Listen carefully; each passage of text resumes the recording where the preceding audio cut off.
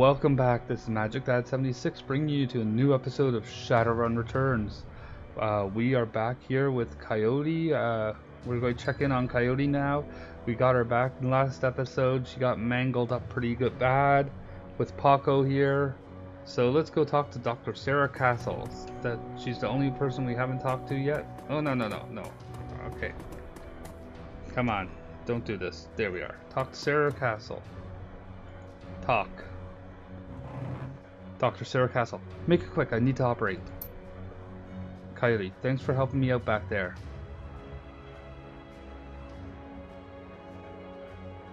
You look like you could use a hand. Ouch, bad joke right now. She looks down at her mangled arm.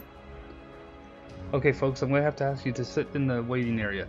Try to watch some Trivid or something. This young lady and I have work to do.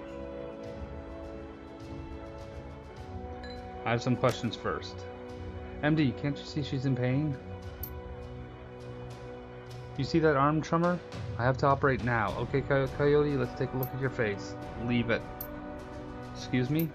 Coyote, I earned this face by being stupid. I'm going to keep it. End of story. Whatever you say, kid. With one swift move, she sinks the syringe into Coyote's thigh. Nighty-night. Okay. I was hoping to get some questions there, but I was not able to, so I'm going to actually talk to her now. She's up. Coyote looks much both better and worse than you last saw her. The gaping holes are plugged and she's sporting a shiny new cyberarm. But now that the adrenaline has worn off, it's clear she needs some rest. Good morning. Thanks to the miracle of modern science combined with Doc Castle's magical healing powers, I'm almost good as new. Better, really. Nice arm. Thanks, Mrs. Kubota will have me working it off for the rest of my life. She notices your expression. You look like you've got something on your mind. I have some questions. She flashes you a puzzled look. What kind of questions? About Sam Watts. Sam Watts? What about him? Sam's dead. Holy dreck, Sam? I can't say I'm surprised. He was on a downward spiral for a long time. What can I tell you? Tell me about Sam. I hear you liked him. I did. He made me laugh. No one else seemed to like Sam's jokes, but I did. Me too. You were friends? Yeah, that's why I'm here. Got it. Then you know. He was a charmer, wasn't he? I guess I knew him the best of everyone here. Sorry he's gone. You served Sam the night that he died. What do you remember about that night? It was a pretty average night. Regular crowd, as I remember. Sam was drinking with a guy named Armitage. Jake Armitage? Yeah, you know him? Met him. He's a charmer too. She bites her lower lip. I like gingers. Anyway, Jake and Sam were having a few. Well, Jake was having a few. Sam was tossing him back, but good. Eventually he got loud, the way he sometimes did when he mixed drinking and who knows what. And Mrs. Kubota wanted him ejected. Mr. Clue wasn't around. I can't remember why, so she asked Jake to do the honors. Jake dragged him out back into the alley, and that's the last time I saw Sam. You said he got loud. Do you remember what he was saying? She thinks. Standard Sam Drek. How he grew up rich and didn't deserve this. How he hated his mother. How he loved his mother. It was pretty pathetic stuff. Did Sam have any enemies? Enemies? That's hard to say. Sam partied hard, and when he did, he ran his mouth off pretty good. He got his ass kicked on more than one occasion. But no, I don't think he had any enemies, at least none I'm aware of. Where did Sam live? On the streets, mostly. He'd occasionally convince someone to let him flop on their couch, but he'd always overstay his welcome and get kicked out after a few days. Sometimes I'd sneak him down here so he could crash in one of the bunks. He used one the night before I saw him last. How bad was his drinking? If it was just a drinking, it would have been bad. But Sam wasn't the monogamous type. He dabbled in everything. Booze, chips, drugs. He loved nitro. Whatever he could get his hands on. It wasn't always like that, but once he got sick, he started using more and more stuff to try to forget about it. Sam was sick? Dying, didn't you know? Yeah, everyone could tell. You could just look at him and see he was a walking corpse. It had to be the drinking. Then he disappeared for a while, and one day he came back, all better. Looked good, even. Did he say how he got better? He said his mom helped him out. Never said how, though. Thanks, Coyote. Now I need you to do something for me. What do you need, babe? I need you to talk to Mr. Delilah for me about the Royal Run. He's usually upstairs. Tell him I didn't get the gems. Maybe I can take another run at it when I recover. I will. I'm going to check this out. The bunk is a mess and reeks of booze. Searching through the sheets, blankets, and pillow, you find an old photograph that has seen a lot of wear. Look at the picture. The picture is a picture of a blonde boy and a girl, both about age 14, sitting down on a dock on the edge of a lake. They appear to be twins. The boy has his arm tight around the girl's shoulders and is mugging for the camera. The girl is planting a kiss on his cheek while making rabbit ears behind his head with her fingers. Check the back of the photo. Written in a woman's hand are the words, Sam and Jessica, Lake Samish State Park, Summer 2014. Pocket the photo.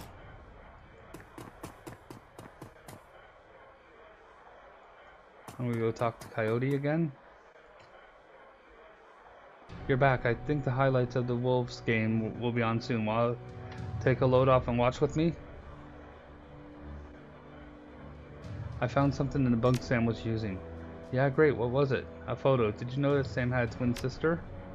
Yeah, I did. He mentioned her once or twice. Didn't sound like they got along that well, she thinks. He was rambling on about her the last time I saw him. By that point he was completely gone. I really couldn't follow what he was saying, but he sounded miserable. Your comlink chips and the screen showing the smiling face of Officer Aguirre. If he's smiling, it must be about money. What a pleasure to hear from you. Yeah, we're buddies. Let's go dancing soon. Listen, the Ripper got another one. The victim worked at the NTSB investigation facility down on the docks. You owe me for this. Put on my tab. You there now? Better get here quick before Mikulski arrives. Okay. Another Ripper murder? Where? The docks. I've gotta go. Okay, listen, I want to help. You dragged me out of the Royal before. Something bad had happened. Worse than getting my arm torn off, and Sam was my friend. You head to the docks, so I'll see if I can track down Sam's sister Jessica. She might be able to help us. Thanks, I appreciate the help.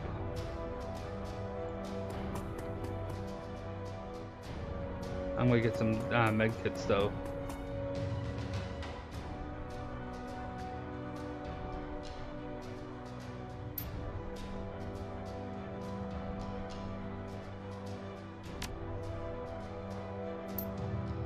Okay, yeah. Let's see your medical supplies.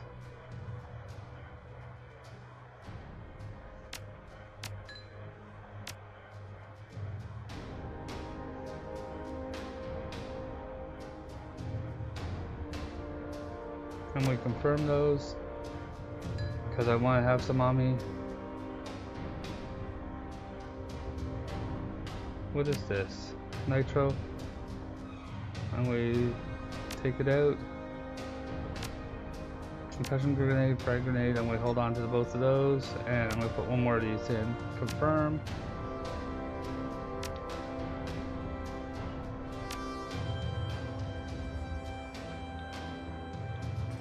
Okay. Never mind. Okay, let's go and talk to...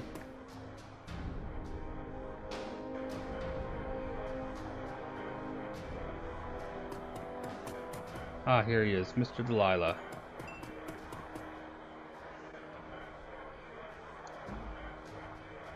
Mr. Delilah, we have business to discuss. We're with Coyote. She's indisposed at the moment. Oh, now he's giving me my full attention.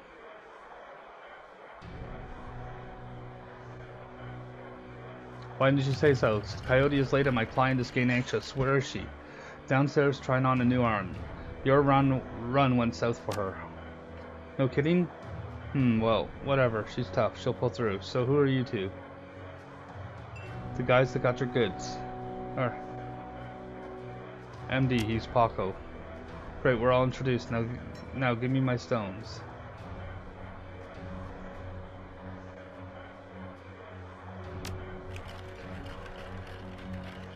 In an instant, there's a jeweler's scope out of in his eye. Quickly moving through what appears to be the most valuable stones, he stops where he can't find what he's looking for. He glares at you, furious, and throws the rest of the gems back in your face. It's not here. What? He exhales slowly and wags his head as he speaks. Let me explain the way the world works to you. I hire someone to do a job, they do it. They get paid, and we part happy. Now, you have something that I paid Coyote for to get me. That makes it mine. So you have to give me the pebble, and we won't make any more work for Johnny Clean.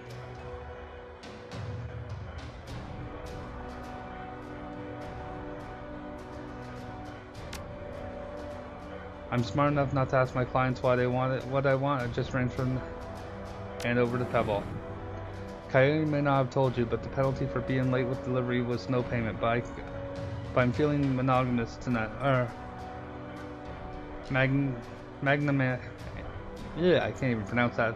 So you guys can keep the gems I threw in your damn face. Listen, you look like the sort of man who might run a crew of your own one day. Might need a little talent when that happens, come to me, I'll set you up. Looks like you impressed him. I know a fence for those gems. Van Grass, follow me.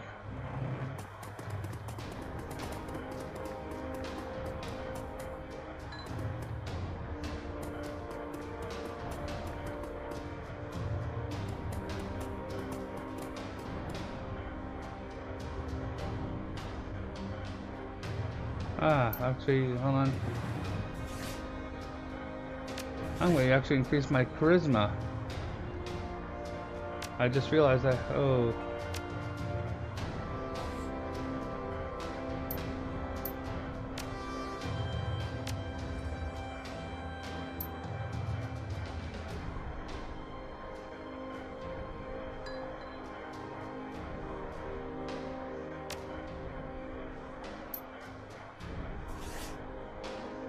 Oh, I know that. So, charisma, spend karma. Let's get the optimal out of this. Charisma.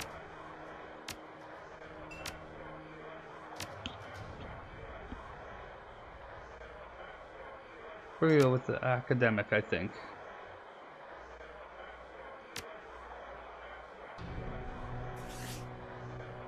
Oh, hold on. Let me see here.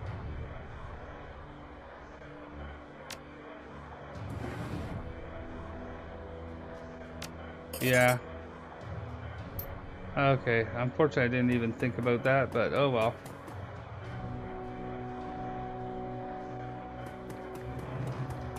So we're gonna head off and check that out.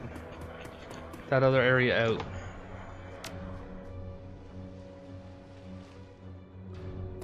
Objective, get into the warehouse. Awesome. Okay. Let's talk to the streetwalker, see if she has any information. Anything I should know about the NTSB? Yeah, the bums around here have been stealing old crap from that place for years. Not worth my time though.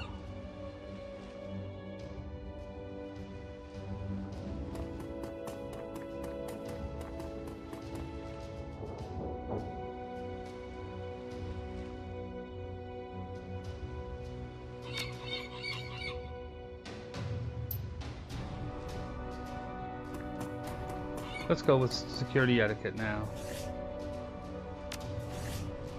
Charisma, hopefully I can. Hopefully I didn't mess this up. Okay.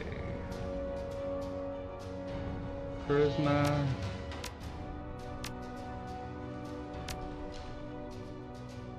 Security. Confirm. Confirm.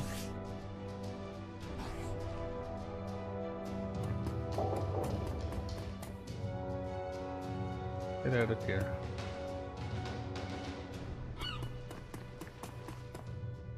How do I get in now? That didn't work. Oh well.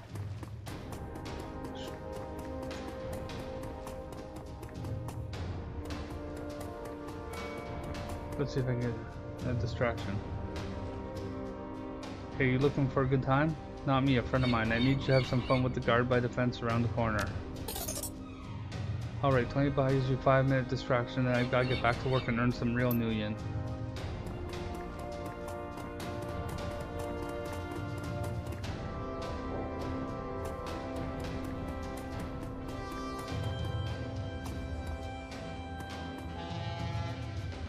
How would I get in?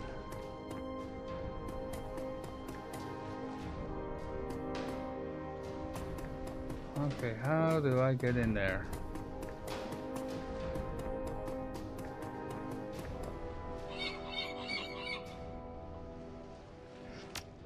I'm not taking it far, just a boost over the fence. Oh, you're breaking the NTSB warehouse too? If you see any of them airplane blankets or pillows, snag me one.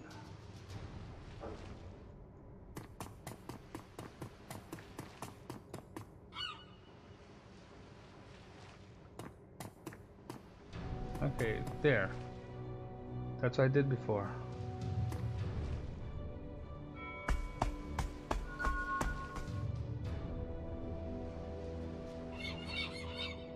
Okay. Nope, I don't want to be here.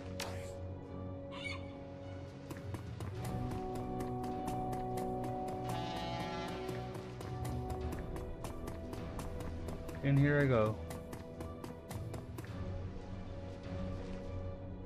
Okay, so I'm going to look around. Actually.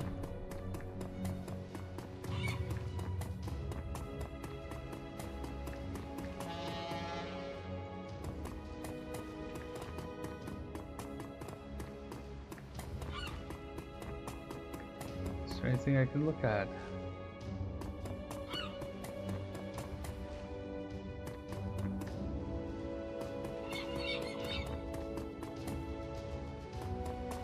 Now I'll make sure I got everything cleared out before I actually head in. So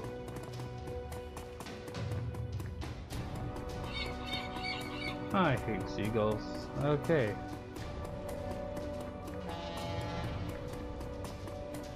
In we go.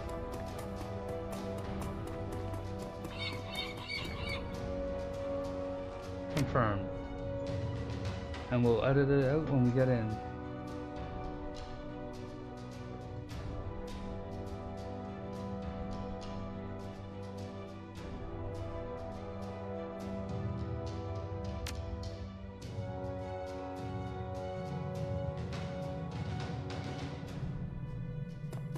Go speak to the officer.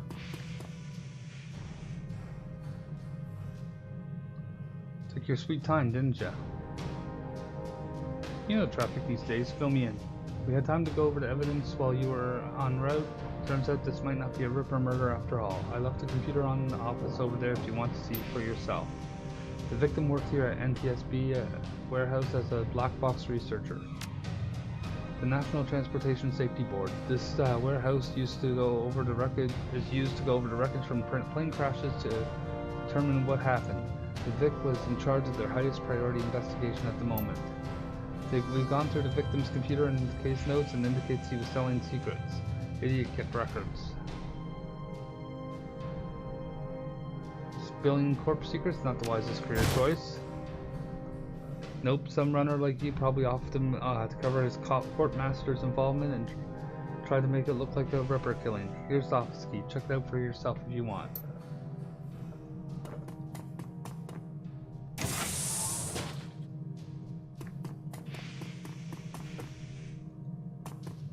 I'll check this. This appears to be the victim's locker. The door is slightly ajar. Inside you see several dead man's personal items. Inspect the toothbrush. Blue toothbrush is still wet from being used. It smells of mint and cigarettes. Inspect the comb. Comb is black plastic. It has some wiry gray hair stuck in it. Leave the locker. Okay.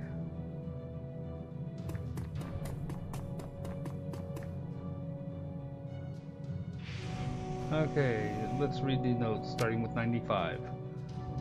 Boeing jetliner, okay. Corporate owner Aries.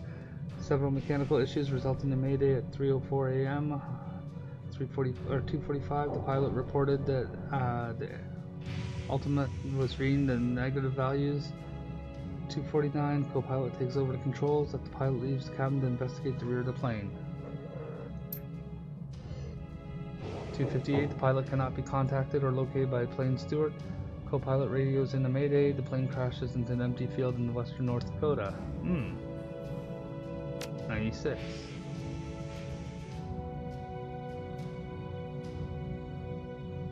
'98. Okay. Corrupt. Private notes. Notes appear on screen pertaining to NTSB case in file 96. Crash of an Ares jetliner near UCAS and Sioux Nation border. The crash is reportedly the result of equipment failure. Reading further into the investigators' notes, however, you find substantial evidence linking the crash to an experimental Ranraku research initiative. This information could be worth a great deal to the right buyer. You download the researchers' notes into your PDA. Is there anything else here? Leave the computer. Okay.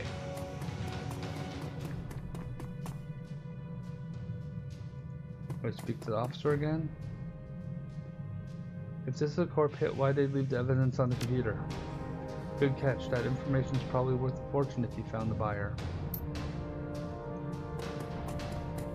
I'll go talk to my friend here, Dresden. He's here. MD, surprised to see you here. Let me guess. Officer Aguirre tipped you off. Suppose you must have made your impression on him at the market yesterday. Or your cred stick did at any rate. And anyways, surprise, we got another Ripper victim on our hands. So what's the story with this one? Victim's male, mixed Native American descent, age 38. Based on the condition of the body, it looks like he was killed around 2 in the morning. Cause of death unknown. Several internal organs were removed from his body after death, quite gruesomely. Not sure if the killer even knew what they were wanted before they started cutting. Not much else to tell you, really. He does have a lot of pre-existing scar tissue, so he probably had major surgery at some point in recent history. Unfortunately, with the organs gone, I can't determine the nature of the surgery. Any idea what the Ripper was after this time?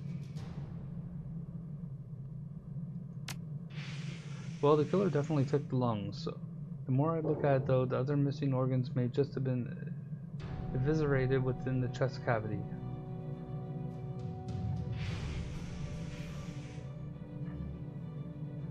Sounds like the Ripper's taken a different trophy from each victim. Sam's liver, the guy's lungs. Any theories? Sorry, don't do theories. I'm just a scientist who happens to prefer dead people. However, while there was massive damage in the chest cavity, I can see that the victim's lungs were transplants, which is interesting, since another victim's missing heart was also a transplant. Granted, modern medicine had made organ transplants relatively easy, but it is an odd coincidence. But as a scientist, it's just that, a coincidence. This is only the third body I personally examined. One of our other branch managers handled the other two. If I find that more of the victims had organ transplants, I'll let you know. Who's that woman over there? No clue, she just showed up next to Kin, I think. Is Mikulski getting any closer to a suspect? Mikulski couldn't find his butt with both hands. Don't tell him I said that, though. How's Officer Aguirre doing on the case? He seems like a real go-getter. Aguirre would love to solve it before Mikulski and get his gold detective shield. Plus, he'd love to see Mikulski stuck in front of his superiors. He's already tried to bribe me to keep information from Mikulski and slip it to him. I'm inspired by their tireless pursuit of justice. Did you take the money? Grins from ear to ear. Do you have any idea how much this job pays these days, sir? I don't think Aguirre's officer's salary is going to do much to seduce me into helping him. I'm going to take a look around. Good luck out there. I'm going to talk to her. Shannon Halfsky, you're not a cop. She looks up, watching you warily. I'm independent. What's your relationship to the dead man? The suspicion in her voice and eyes depart almost instantly when the subject turns to the deceased. He's my brother. I've been trying to speak with him. I'm afraid his spirit is too disoriented by his recent journey to answer me. You're a shaman? Yes, for all the good it's doing me. If I could just make contact, I might be able to deliver justice and allow my brother's spirit to rest. I can tell you're used to shouldering the heavy burden, but there may be an easier way. She looks at you, the flattery largely falling failing to affect her given the circumstances, but the inspiration dispels the dark clouds surrounding her. Perhaps my brother's spirit is too weak. That's a given. But my brother's spirit may not be alone here this night. She closes her eyes and concentrates, droning a low chant you can barely hear. Yes, there are others, other spirits who may be of help. Her features harden in frustration, as if she's searching for something that remains elusive. Sighing, she opens her eyes and fixes you with a stare. I can't do it alone. What do you need? This warehouse contains the spirits of plane crash victims trapped in between worlds. They wish to help, they wish to be heard, and I think they may have something to say about my brother's murder. Lone Star won't let me in there, but you seem to have the run of the place. If you can find personal items that belong to the victims, I believe I can summon a spirit to speak with us. I need at least 2 such objects. Can you find them for me? I'll do what I can.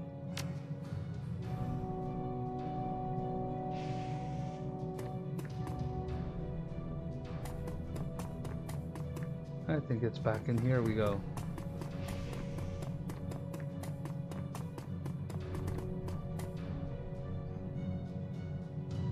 Inspect the comb. I pocketed the comb. Leave the locker.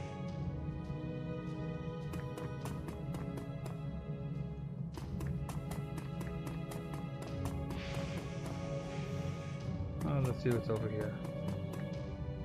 Don't need to go right now, okay? Goalpost to...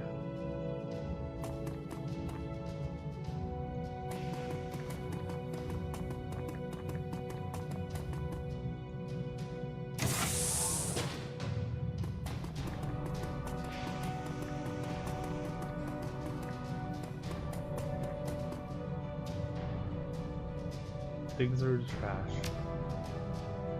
Inspect the earring. Inspect the dented lunchbox. Inspect the cred stick. 200. Oh wow. And walk away. Okay. I made a little bit extra money for doing this.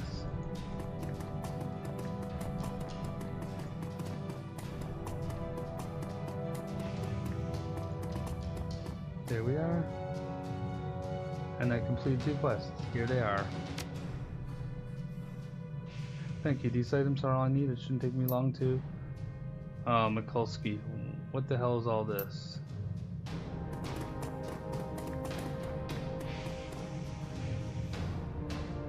Officer, go by her trails after detective, only meeting your eyes for a moment. She's the victim's sister, sir. This is a crime scene, officer, not a Salish drum circle. Isn't it standard procedure to contact the next of kin? Ma'am, consider yourself contacted. Now get the hell out. Come on, if we stay much longer, I'm liable to do something I'd regret, or worse, something I'd enjoy.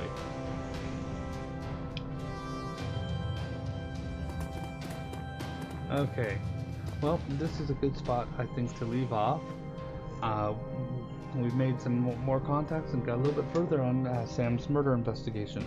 So, if you enjoyed the series, give it a thumbs up, and we'll see you next time when Magic Dad Plays more Shadowrun returns.